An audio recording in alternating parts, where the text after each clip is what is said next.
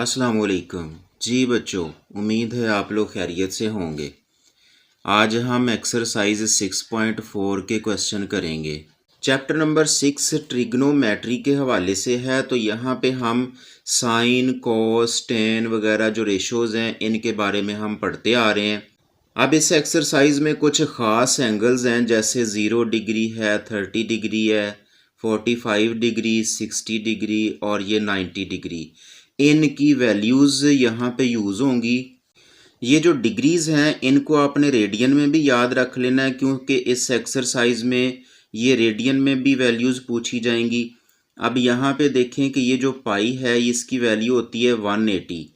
तो जब हम 180 को 6 के साथ डिवाइड करें तो वही 30 डिग्री आ जाएगा हमारे पास।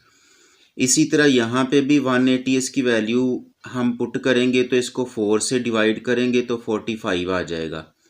और यहाँ पे भी हम 180 को 3 के साथ डिवाइड करेंगे तो 60 आ जाएगा। और 90 इक्वल होता है π/2 के।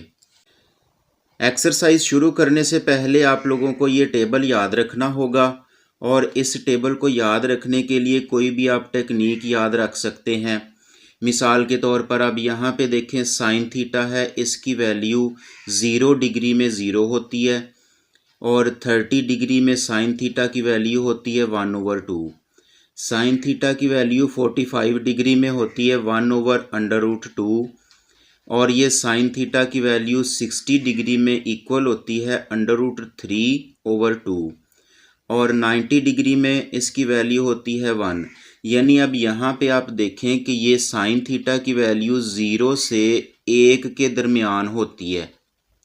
और इसको अगर आप इस तरीके से याद रख लें, यहाँ पे सिंपल 2 है नीचे, और यहाँ पे देखें इसी 2 का रूट है, और इसके बाद फिर ये 2 सिंपल है, लेकिन यहाँ पे ऊपर √3 आ गया है।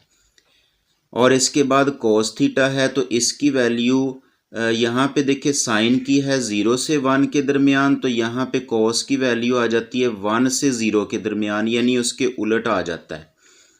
तो यहाँ पे जो वैल्यू लास्ट पे है वो वैल्यू यहाँ पे फर्स्ट पे आ जाती है। तो ये इसके सारा जो कोस थीटा है ये साइन थीटा के उलट चलता है। और अगर आप ये साइन थीटा को कोस थीटा की वैल्यू के साथ डिवाइड करते जाएंगे तो टैन थीटा की वैल्यू आती जाएगी। फॉर एग्जांपल अब ये 0 को हम 1 के साथ डिवाइड करेंगे तो 0 ही इसका आंसर आ जाएगा। इसी तरह ये 1/2 है, इसको हम √3/2 के साथ डिवाइड करते हैं। डिवाइड में हम जब इनको इस तरह से लिखेंगे इन वैल्यूज़ को, तो यहाँ पे ये डिवाइड की जगह पे मल्टीप्लाई और ये वाली फ्रैक्शन फ्लिप हो जाएगी, यानी 2 ऊपर आ जाएगा, √3 नीचे।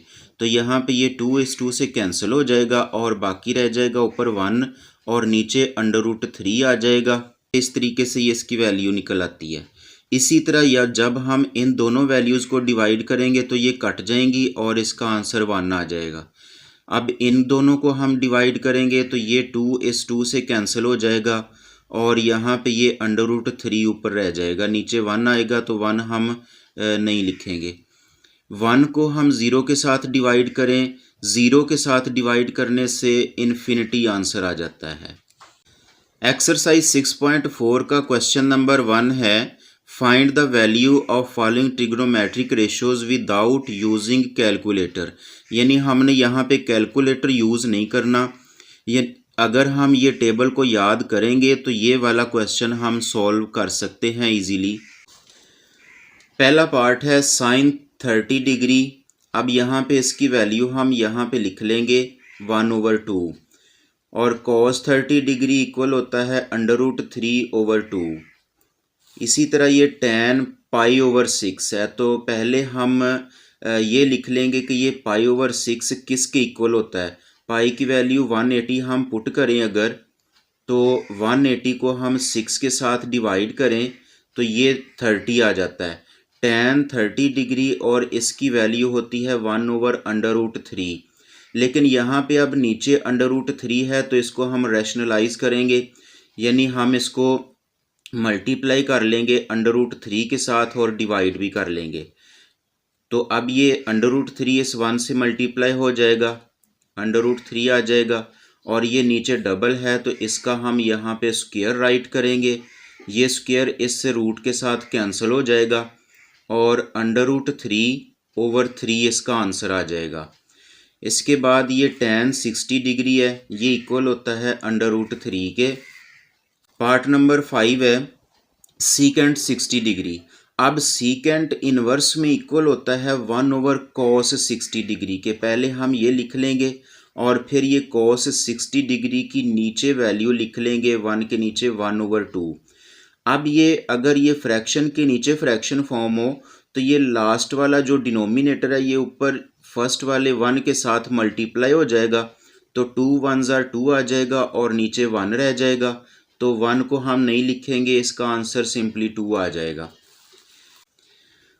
cos π/3 है, पहले हम इसको डिग्री में कन्वर्ट कर लेंगे, ये 60 डिग्री के इक्वल होगा।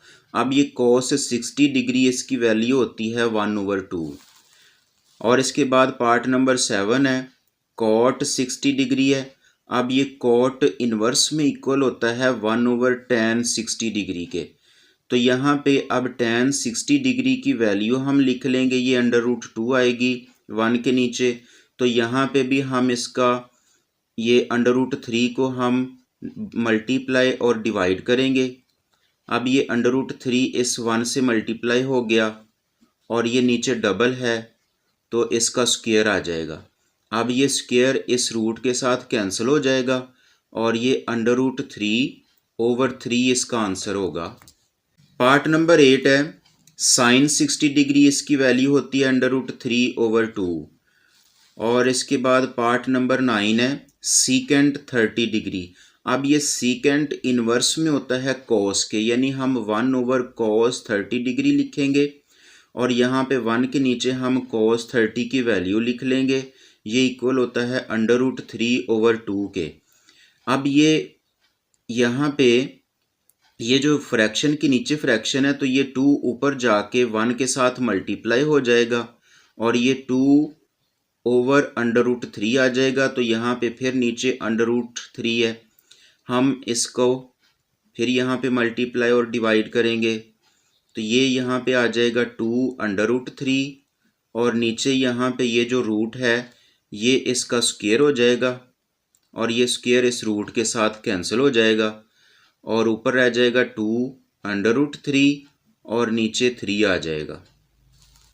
पार्ट नंबर 10 है कोसिकेंट 30 डिग्री। अब ये कोसिकेंट इन्वर्स में इक्वल होता है 1/sin के। तो 1/sin 30 डिग्री, इसकी वैल्यू हम यहाँ पे 1 के नीचे लिख लेंगे, 1/2 आएगा। अब यहाँ पे भी ये फ्रैक्शन के नीचे फ्रैक्शन है, ये 2 ऊपर जाके 1 के साथ मल्टीप्लाई हो जाएगा और 2/1 रह जाएगा, हम इसको सिंपली 2 लिख लेंगे। पार्ट नंबर 11 है sin 45 डिग्री, इसकी वैल्यू 1/√2 है। तो यहाँ पे भी ये नीचे √2 है तो हम इसको यहाँ पे मल्टीप्लाई और डिवाइड करेंगे तो ये 2 इस 1 के साथ मल्टीप्लाई हो जाएगा √2 और नीचे ये डबल है तो इसका स्क्वायर हम लिख देंगे और ये जो स्क्वायर है ये इस रूट के साथ कैंसिल हो जाएगा और ये √2/2 इसका आंसर होगा। क्वेश्चन नंबर 1 का लास्ट पार्ट है, पार्ट नंबर 12 है। तो यहाँ पे cos π/4 है। अब ये π/4 को हम पहले डिग्री में कन्वर्ट कर लेंगे तो ये cos इक्वल होता है 45 डिग्री के और ये cos 45 डिग्री इसकी वैल्यू होगी 1/√2। अब यहाँ पे फिर हम ये √2 है इसको हम मल्टीप्लाई और डिवाइड कर लेंगे तो ये √2 को 1 से मल्टीप्लाई किया और ये नीचे इसका स्क्वायर आ जाएगा √2 का और ये स्क्वायर इस रूट के साथ कैंसिल हो जाएगा और ऊपर √2 आ जाएगा और नीचे 2 रह जाएगा।